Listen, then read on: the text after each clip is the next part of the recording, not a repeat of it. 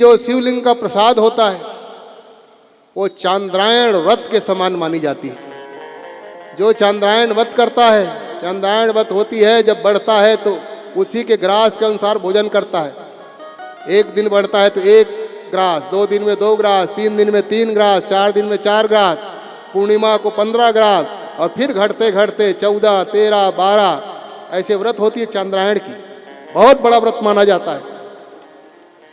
तो कहते हैं जो भगवान शंकर के चढ़ा हुआ प्रसाद खाता है उसको चांद्रायण व्रत का फल मिलता है।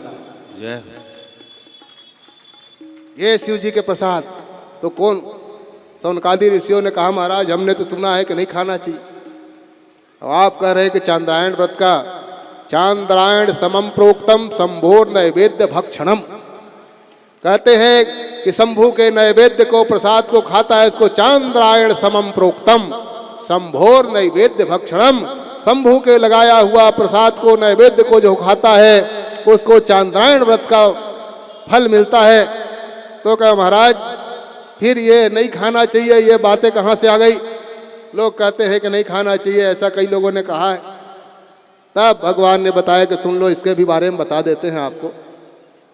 कहा जो कई तरह के जो शिवलिंग है इसमें सालिग्राम उद्भवे लिंगे रसलिंगे तथा द्विजा पाषाणे राजते स्वर्णे सुर सिद्धि प्रतिष्ठिते काश्मीरे स्फाटिके रत्ने ज्योतिर्लिंगे सुसर्वसः।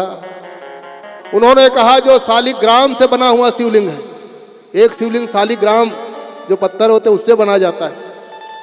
एक रसलिंग होता है, वो रसों को मिला करके, जिसको पारद जैसे कहते हैं, ये रस है सब, इनको मिला करके पारदेश्वर आदि शिवलिंग बनाए जाते हैं।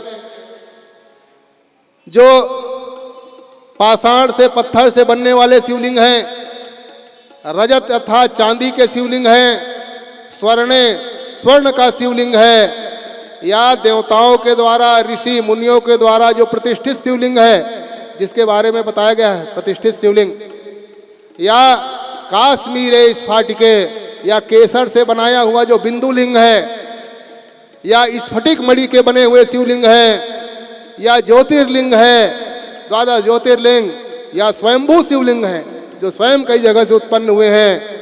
ऐसे शिवलिंग का लगा हुआ प्रसाद जो खाता है उसको चांद्रायण व्रत का फल उसको मिलता है। इसको खाने में कोई दोष नहीं।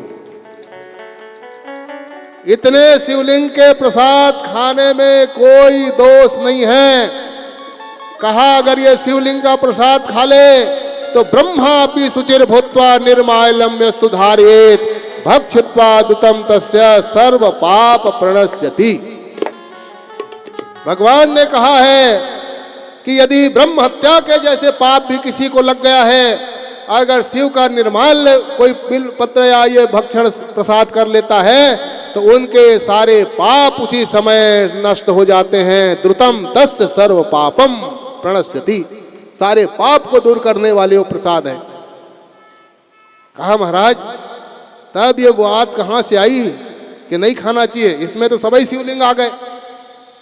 तो कहा एक ऐसा स्थान है जहां खाने में थोड़ा समस्या है। कहा वो क्या स्थान है? तब कहते हैं सूत जी महाराज, चंडाधिकारो यत्रास्ति तद्भोक्त्यम न मानवैहि।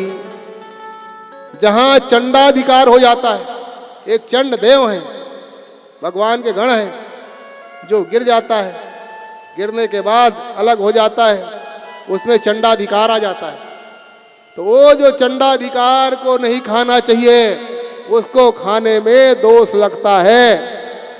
और कहीं वो बाणलिंग में अगर आए तो बाणलिंग में चंडाधिकार नहीं लगता। जो नर्मदेश्वर है उसमें कोई चंडाधिकार नहीं आता। लोहे के शिवलिंग में कोई चंडाधिकार नहीं आता। सिद्ध शिवलिंग है उसमें चंडाधिकार नहीं आता। स्वयंभू शिवलिंग है उसमें चंडाधिकार नहीं आता। और उसके अतिरिक्त जो और बने हैं उसमें चंडाधिकार आ गया है, उसको नहीं खाना चाहिए। और अगर आपको बहुत संशय है कि हो सकता है चंडाधिकार आया हो तो भगवान शालिग्राम से स्पर्श हो जाए, तो शालिग्राम से स्पर्श होने के बाद वो सारे चंडाधिकार भी समाप्त हो जाते हैं और उनको कोई दोष की प्राप्ति नहीं होती। शालिग्राम शिला संगात सर्वम याति पवित्रताम।